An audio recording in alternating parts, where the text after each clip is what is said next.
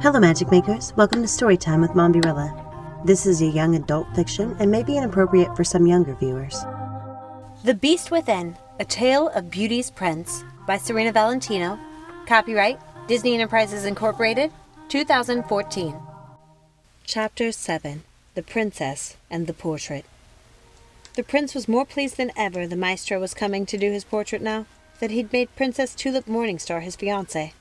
It would be an engagement portrait with the two most attractive members of royalty anyone had beheld. The princess went back to her father's kingdom after the ball and awaited the various ceremonies, parties, and other trappings that would take place during their engagement. All leading up to, of course, the most majestic of weddings. She would by custom live with her family, visiting the prince frequently with her nanny as chaperone, and sometimes also bringing her mother along, as it suited her or the occasion presented itself. This visit she would come with her nanny. Everyone was excited that the prince had commissioned the maestro to paint the portrait. He was the most celebrated painter in many kingdoms, and was in great demand. Not since the renowned master maker of mirrors had there been another artist who caused such a stir in the royal circles. Though his art could be brutally accurate, most gentry didn't seem to let that color their opinion of the man.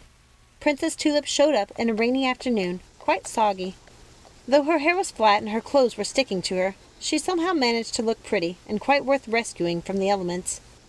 The prince kissed her sweetly on the cheek and greeted her happily when she stepped out of the carriage. Tulip, my love, how was your journey? A grumble came from inside the carriage, and out popped what must have been his dearest nanny. It was intolerable. As you can see, the carriage leaked, and I would be surprised if my darling girl doesn't come down with the nastiest of colds. I must get her into a hot bath at once. The prince blinked a couple of times and smiled at the woman. She was impossibly old, and lined like a little apple doll that had been mouldering away in a window-sill.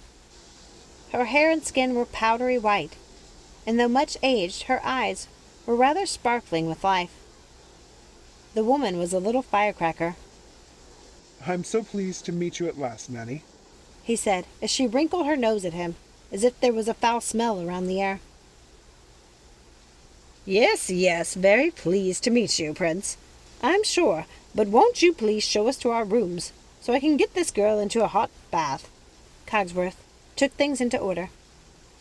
If you will follow me, Princess, I will happily show you to your quarters, so you may freshen yourself after your long journey. And with that he took the ladies up the stairs and out of sight. Well, the prince thought, this visit will be interesting with Nanny grumbling about. Perhaps he could get Mrs. Potts to divert her in the kitchens, so he could have some time alone with the princess. He couldn't imagine what the week would be like with her around. His dread was squashed with the announcements of other guests. The maestro! He came promenading in with the daintiest of outfits, all velvet and lace, in various shades of lilacs and blackberry.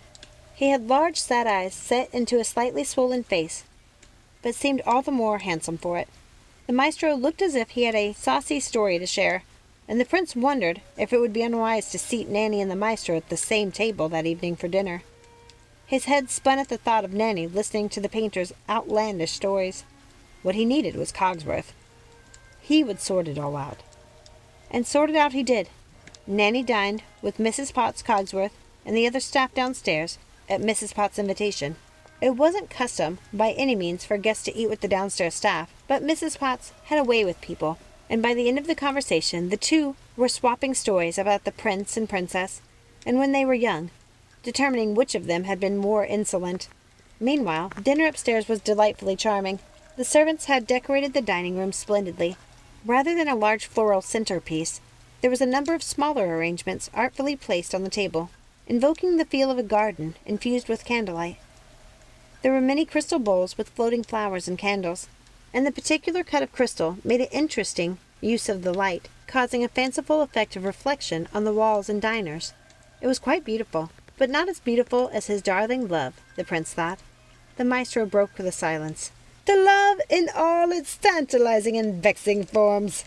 Tulip laughed behind her fan, while the maestro stood theatrically erect with his glass raised high in the air, waiting, it seemed, for someone to respond to his toast. The prince feared the maestro might stay there frozen forever in time, like one of his paintings if he didn't say something quickly. Yes, to love, he said. and quickly added, And to you, Maestro. Princess Tulip giggled again, warming the prince's heart even more. He loved how sweet and demure she was, so content to sit idly and always looking ravishing while doing so. He really couldn't have chosen a better maiden to be his bride. I couldn't be more pleased to have you, Maestro. I know you will capture the moment perfectly. We will look back on our engagement, not only with fond memories, but with, how was it you put it? Oh yes, our senses will instantly be assaulted with a profound and visceral recollection of that exact moment in time. The maestro looked pleased.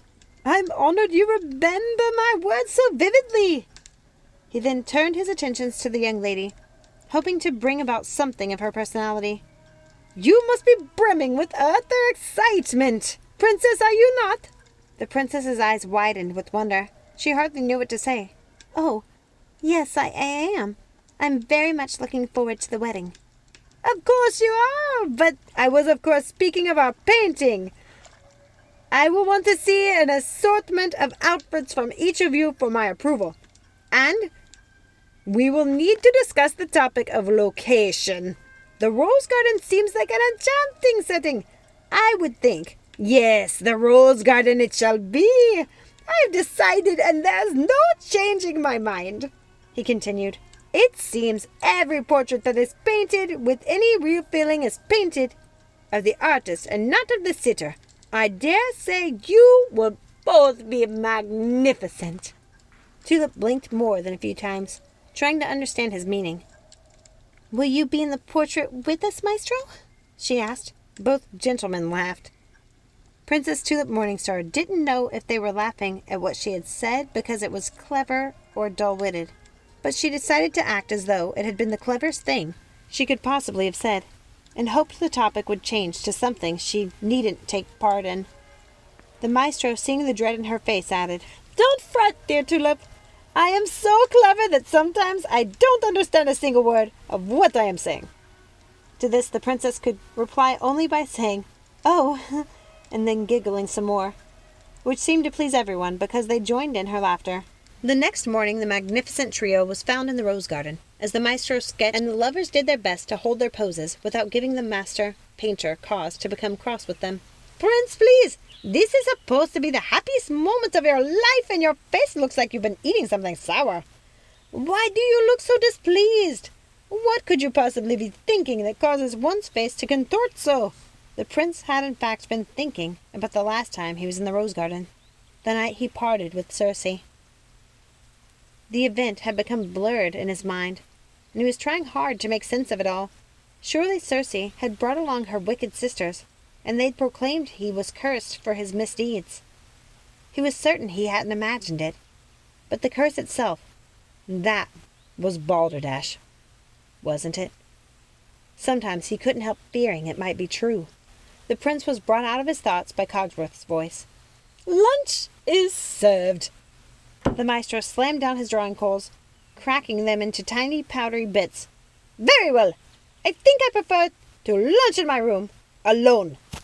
He huffed and stormed away, not uttering a single word of salutation to either of the happy couple. Rather than giggling, as we well know was Tulip's way, she wilted into a heap of tears at being scolded.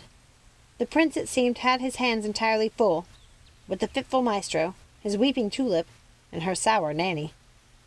How would the rest of the week go? Thank you so much for listening. I hope you enjoyed this reading. If you haven't had a chance to, please take a second, like, subscribe, ring that notification bell, comment down below, share with a friend, and check out some of the other Villain series chapters and books as well. Join us next time, and remember, let it go and keep moving forward. Have a magical day. Bye!